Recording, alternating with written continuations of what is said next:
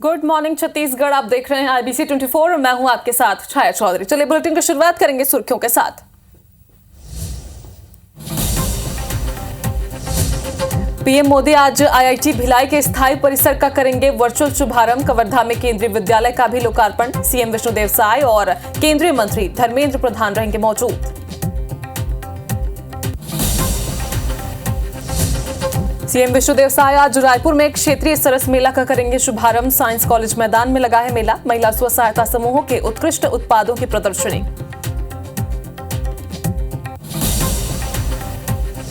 छत्तीसगढ़ में स्वास्थ्य कर्मचारियों को मिलेगा हड़ताल अवधि का वेतन। स्वास्थ्य विभाग ने जारी किया आदेश। बीते साल 4 से 9 जुलाई तक गए थे हड़ताल पर। छत्तीसगढ़ में महतारी वंदन योजना के लिए फॉर्म भरने की आज आखिरी तारीख। शाम 6 बजे तक किए जा सकेंगे आवेदन। अब तक 70 लाख महिलाओं ने किया आवेदन।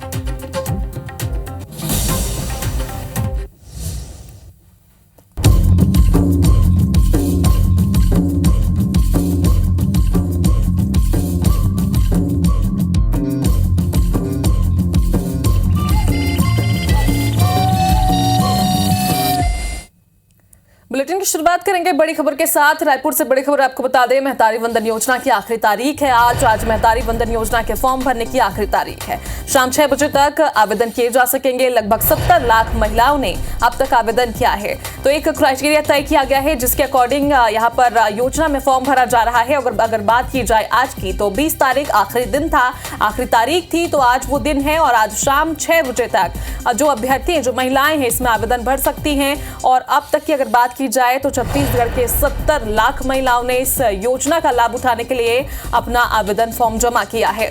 और आज के बाद कल लिस्ट जारी होगी कि किन किन अभ्यर्थियों का, किन किन महिलाओं का नाम योजना की लिस्ट में आया है। अगर योजना में आपका नाम नहीं आता है तो उसके लिए कुछ दिन और का समय दिया गया है। हालांकि अगर आज की बात की जाए तो आज आखिरी तारीख है और आज के बाद आप योजना में फॉर्म नहीं भर सकते हैं। कुछ गलती हुई फॉर्म में तो उसके लिए कुछ और समय दिया गया है हालांकि, लेकिन आज शाम 6 बजे तक आप आवेदन भर सकते हैं।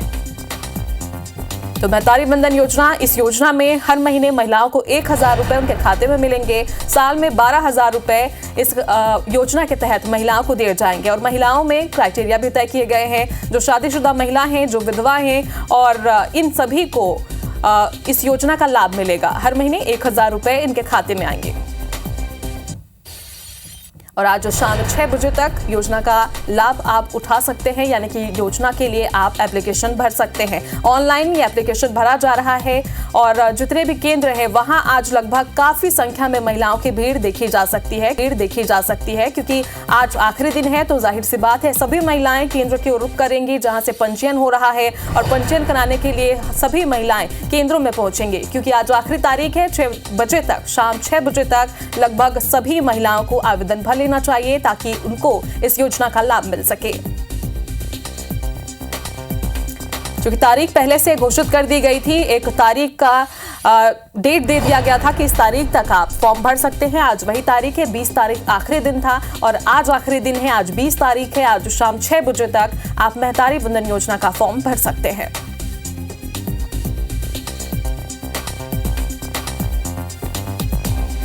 तो चलिए इसी खबर पर हमारे साथ स्टार जैन सीधे लाइव जुड़े हैं योजना की जानकारी के लिए। तो स्टार, आप बताइए कि आज योजना का आखिरी तारीख है, आखिरी दिन है और आज किस तरह से महिलाओं की भीड़ केंद्रों में देखने को मिलेगी। हालांकि पहले ही 70 लाख महिलाएं इस योजना के लिए फॉर्म जमा कर चुकी है।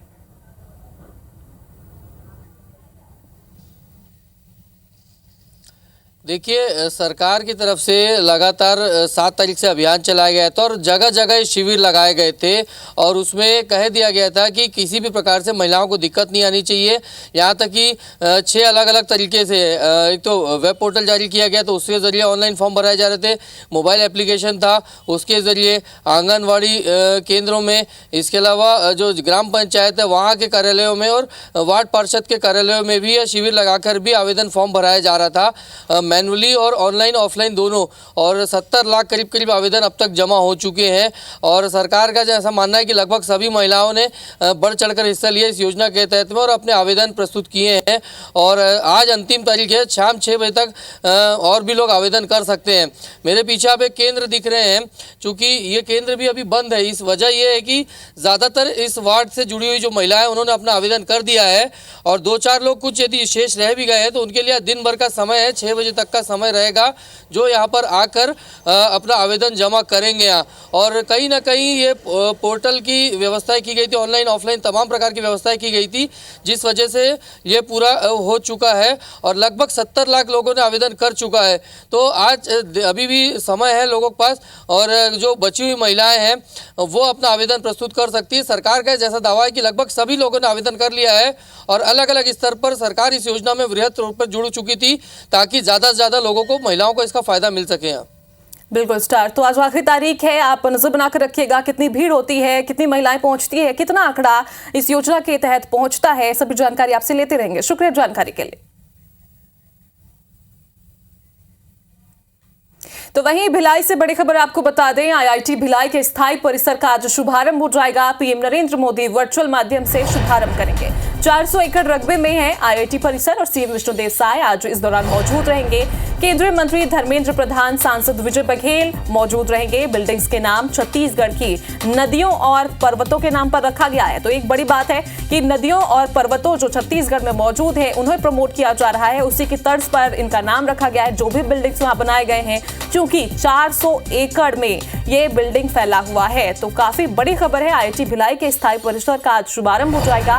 पीएम मोदी इसका शुभारंभ करेंगे और कई बड़े नेता इस दौरान मौजूद रहेंगे, क्योंकि भिलाई को एक बड़ी सौगात के रूप में से देख सकते हैं। हालांकि क्लासेस पहले से शुरू हो चुकी थी, लेकिन स्थायी तौर पर इसका शुभारंभ नहीं हुआ था। लेकिन आज वो घड़ी है, आज वो दिन है जब इसका शुभारंभ हो जाएगा और छात्रों के लिए भी काफी अच्छा सुनहरा मौका यहाँ छत्तीसगढ़ में देखने को मिलेगा। बिल्डिंग्स के नाम की अगर बात की जाए तो छत्तीसगढ़ की नदियों पर्वतों के नाम पर रखा गया है। छत्तीसगढ़ की जो पहचान है, जो संस्कृति है, जो धरोहर है, उसे दिखाने की कोशिश यहाँ पर की गई है।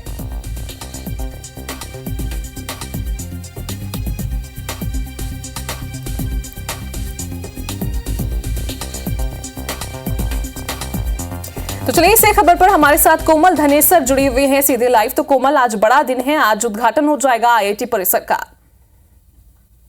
जी बिल्कुल, आज बड़ा दिन है और 20 साल का इंतजार आज खत्म हो रहा है। आईआईटी भिलाई का परमानेंट कैंपस यूं तो शुरू हो चुका है, पिछले साल ही यहाँ पे क्लासेस लगनी, पर जो इंतजार था एक औपचारिक उद्घाटन की जो शुरुआत है आज होगी, पीएम मोदी करेंगे। लेकिन आपको बता दूं कि 2004 में पहली बार आईआईटी का जो परिकल्पना की गई थी, शासकीय संकल्प पारित हुआ था विधानसभा से, और उसके बाद शुरू हुआ था सिलसिला भिलाई में आईआईटी को स्थापित करने का। कई दिक्कतें भी आई, कुछ संघर्ष भी रहा, लेकिन आखिरकार आईआईटी भिलाई में बन चुकी है। और आपको बता दूं कि 1984 में पहली बार ऐसा हुआ था कि जब भिलाई पूरे देश के पटल में उस वक्त सामने आया था, जब एक साथ यहाँ पर बीएसपी सेक्टर 10 से कई युवाओं का चयन एक साथ आईआईटी के लिए हुआ था। उस वक्त लोगों को लगा था कि आखिर भिलाई में ऐसा क्या है कि यहाँ पे आईआईटी में सबसे ज्यादा युवा निकलते हैं। और तब से आपको बता दूं कि पूरे अविभाजित मध्य प्रदेश से लेकर छत्तीसगढ़ राज्य बनने तक है, अब तक सबसे ज्यादा आईआईटी पहुंचने वालों की संख्या भिलाई से होती है। तो इस वजह यही वो एक वजह थी कि आईआईटी को भिलाई में लाने का जो प्रयास किया गया था वो एक सही दिशा की ओर ले जाया गया था। और जमीन चयन को लेने से लेकर के यहाँ पे कैंपस बनने तक की आपको बता दूं बात कि जमीन चयन को लेकर के यहाँ काफी दिक्कतें आई थी उस वक्त, जब यहाँ पर साकरा और CSV2 जहाँ पर मौजूद है नेवई में और कोटेला भाटा, 3 जगह जमीन चयन की बात हुई थी। और आखिरकार कोटेला भाटा में 358 एकड़ जो जमीन है वो बीएसपी के सहयोग से मिली, क्योंकि वो जमीन बीएसपी के पास थी और राजस्व विभाग ने भी इसमें काफी काम किया था। और एक इसमें एक ऐसे कुछ अनछुए पहलू भी है कि जो आईआईटी को भिलाई में रखने के लिए भी एक कुछ ऐसे राजनीतिक पहलू भी है जो सामने आ रहे हैं अब जाकर के, कि ये कहीं एक वक्त ऐसा था कि जब दिल्ली से कमेटी आई थी और उसने नया रायपुर में जमीन फाइनल कर दी थी आईआईटी को लेकर के, लेकिन उस वक्त के यहाँ पर तत्कालीन रेवेन्यू मिनिस्टर और higher education minister Prem Prakash Pandey के प्रयास से वो फाइल वहीं रुकी और दोबारा फिर भिलाई में जगह दी गई और बीएसपी के सहयोग से आज आईआईटी जो है अपने रूप में सार्थक हो रहा है। बिल्कुल कोमल, तो आप हमारे साथ बने रहिएगा। कवर्धा के लिए भी आज एक बड़ा दिन है, क्योंकि केंद्रीय विद्यालय का आज लोकार्पण होने जा रहा है। प्रधानमंत्री नरेंद्र मोदी इसका लोकार्पण करेंगे, वर्चुअली जुड़ेंगे यहाँ पर भी। तो कवर्धा से भी हमारे सहयोगी हमारे साथ जुड़े हुए हैं। और बड़ी खबर हम आपको बता रहे हैं कवर्धा से, चूंकि केंद्रीय विद्यालय का आज लोकार्पण होने जा रहा है और आपको बता दें कि वर्चुअली लोकार्पण होगा। डिप्टी सीएम इस दौरान मौजूद रहेंगे, विजय शर्मा और सांसद संतोष पांडे भी इस दौरान शामिल होंगे। 20 करोड़ 56 लाख की लागत से भवन तैयार हुआ है। 2017 में नए भवन की आधारशिला रखी गई थी। अब 2024 आ चुका है। 4 साल इन 7 सालों में यह बनकर तैयार हुआ है। केंद्रीय विद्यालय में 11वीं तक की कक्षा संचालित होगी। कुल 486 विद्यार्थी यहां अध्ययनरत हैं। तो बड़ी खबर आज कवर्धा के लिए भी है, क्योंकि आज केंद्रीय विश्वविद्यालय का लोकार्पण हो जाएगा।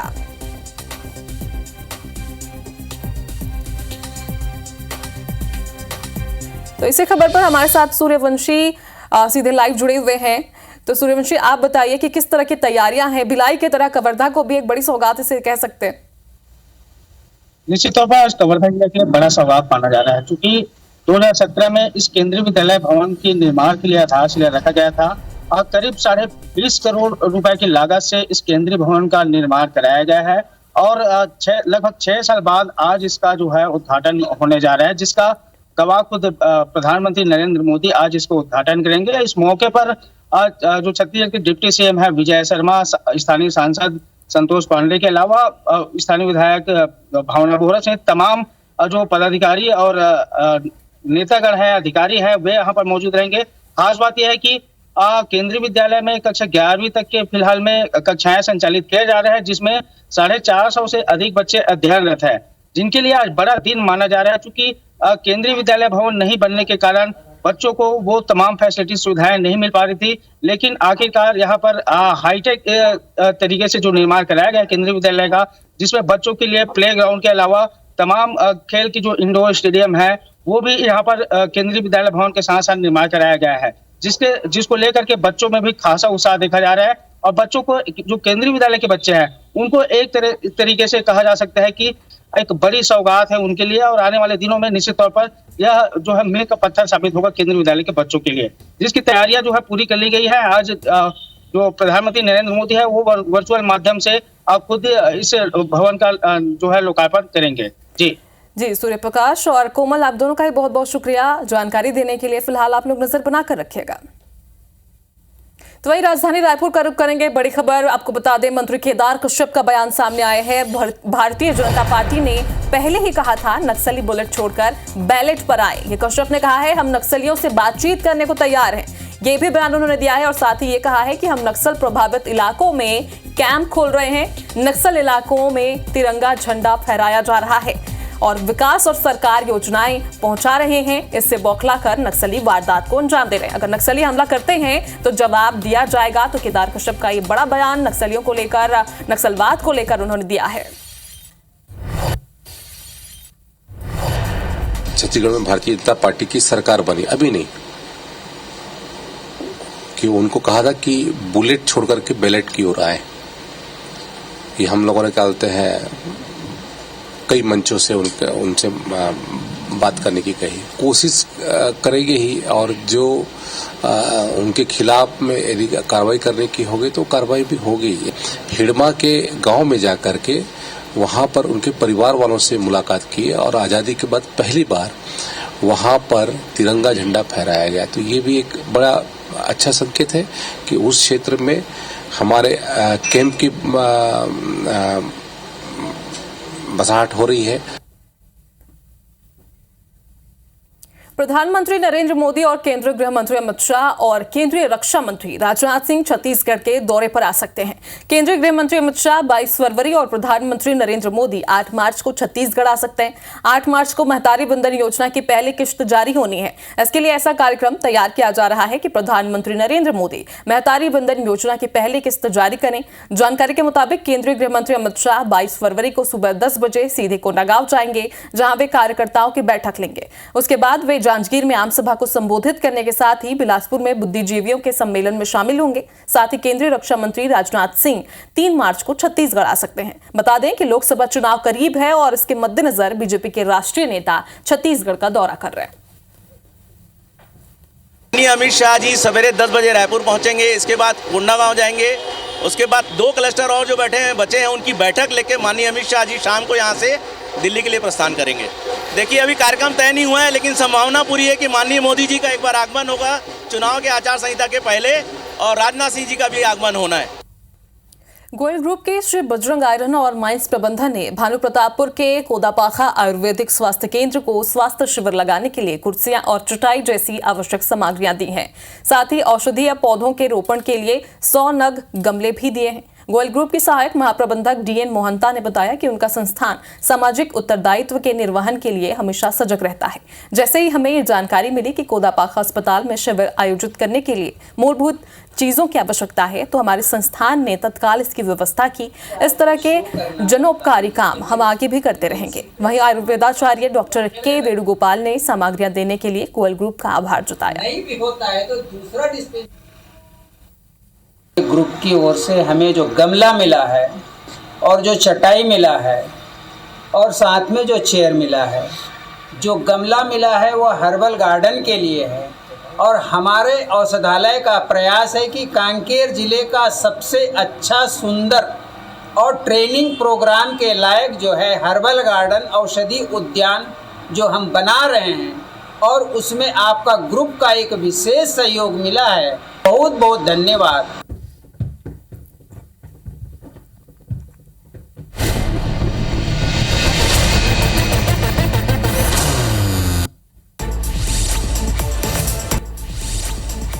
इंदौर में कलेक्टर ऑफिस के बाहर छात्र संगठन NEYU ने प्रदर्शन किया। सैकड़ों की संख्या में छात्र कलेक्टर कार्यालय के बाहर पहुंचे। छात्रों की मांग है कि MP कांस्टेबल ESB के सभी रिजल्ट जारी करें। भोपाल के राजीव गांधी प्रौद्योगिकी विश्वविद्यालय में ABVP के कार्यकर्ताओं ने प्रदर्शन किया। कार्यकर्ताओं ने RGPV के रजिस्ट्रार भ्रष्टाचार के आरोप लगाए। शाजापुर के विक्रम विश्वविद्यालय में विद्यार्थी परिषद ने जमकर हंगामा किया। नारेबाजी करते हुए कॉलेज के गेट को बंद कर दिया। फर्स्ट सेमेस्टर की ATKT परीक्षा का परिणाम घोषित नहीं हुआ है।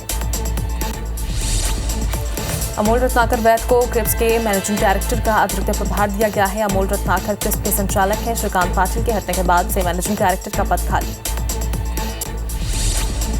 दतिया में सुप्रीम कोर्ट की गाइडलाइन आने के बाद खाद्य सुरक्षा विभाग अलर्ट मोड पर है। गुना में कई प्रतिष्ठानों से खाद्य सामग्रियों के सैंपल लिए गए। 19 सैंपल जांच के लिए राज्य खाद्य परीक्षण प्रयोगशाला भोपाल भेजे गए। इटारसी जंक्शन पर भारत गौरव ट्रेन के यात्री खराब खाना दिए जाने से भड़क उठे। यात्रियों ने प्लेटफॉर्म पर जमकर हंगामा किया। विदिशा में भोपाल सागर हाईवे बाईपास पर एक बड़ा हादसा होते हुए टला। 4 लेन निर्माण कार्य में लगा एक डंपर खाली सामग्री खाली कर आगे बढ़ रहा था, जो हाईटेंशन लाइन की चपेट में आ गया। हटा के बचियागढ़ में मुआवजे की मांग को लेकर बड़ी संख्या में किसानों ने प्रदर्शन किया। ग्वालियर में ट्रैक्टर और बाइक में भिड़ंत हो गई। हादसे में एक की मौत हो गई है, 2 घायल। हटा के सलैया नाले में हाथियों का नहाते हुए वीडियो सामने आया। सतना के सरकारी इंदिरा कॉलेज के सामने एक चाट के ठेले में रखे गैस सिलेंडर में अचानक आग लग गई।